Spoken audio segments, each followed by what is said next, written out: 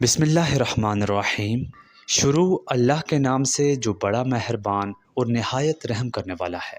کیا آپ جانتے ہیں کہ تاریخ کا وہ کون سا سفر تھا جس کی ایک ایک منزل نے آنے والی صدیوں کے لیے ظلم کے خلاف آواز اٹھانے کا اصول طے کر دیا تھا؟ کوفہ سے کربلا تک کا یہ سفر محض دوری کا نام نہیں، بلکہ یہ صبر، وفا اور انسانیت کی بقا کا وہ رستہ ہے جسے آج بھی دنیا احترام سے دیکھتی ہے۔ آج کی ویڈیو میں ہم اسی تاریخی سفر کے اہم پڑاؤ اور اس کے مقصد کو سمجھنے کی کوشش کریں گے۔ ویڈیو شروع کرنے سے پہلے آپ سے گزارش ہے کہ ویڈیو کے اینڈ تک ہمارے ساتھ رہیں، اور اگر آپ کو یہ تاریخی ویڈیو پسند آئے تو لائک کر کے چینل کو ضرور سبسکرائب کریں۔ چلیے ویڈیو کا آغاز کرتے ہیں۔ یہ 60 ہجری کا وقت تھا جب امام حسین علیہ السلام کو اہل کوفہ کے مسلسل خطوط موصول ہوئے۔ کوفہ کے لوگوں نے حق کی حمایت کا وعدہ کیا تھا، لیکن حالات نے کروٹ لی اور امام حسین علیہ السلام نے مکہ سے کوفہ کی جانب سفر کا ارادہ کیا۔ یہ سفر کوئی آسان نہیں تھا۔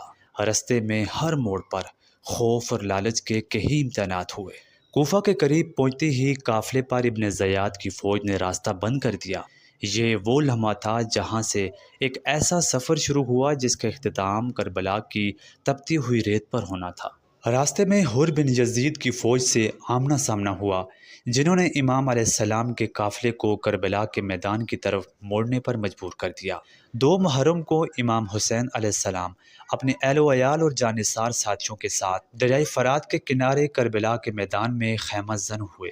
یہاں صرف زمین کی تبدیلی نہیں تھی، بلکہ یہ حق اور باطل کا وہ معرکہ تھا جہاں چند درجن افراد نے پوری دنیا کی طاغوتی طاقتوں کے سامنے سر نہ جھکانے کا عہد کیا تھا۔ اس سفر کے دوران امام علیہ السلام نے ہر قدم پر اخلاقیات اور صبر کی وہ مثالیں قائم کی جن کی مثال تاریخ میں نہیں ملتی۔ کوفہ سے کربلا کا یہ سفر ہمیں سکھاتا ہے کہ جب بات حق اور سچائی کی ہو تو تعداد کم ہو یا زیادہ، جیت ہمیشہ اصولوں کی ہوتی ہے۔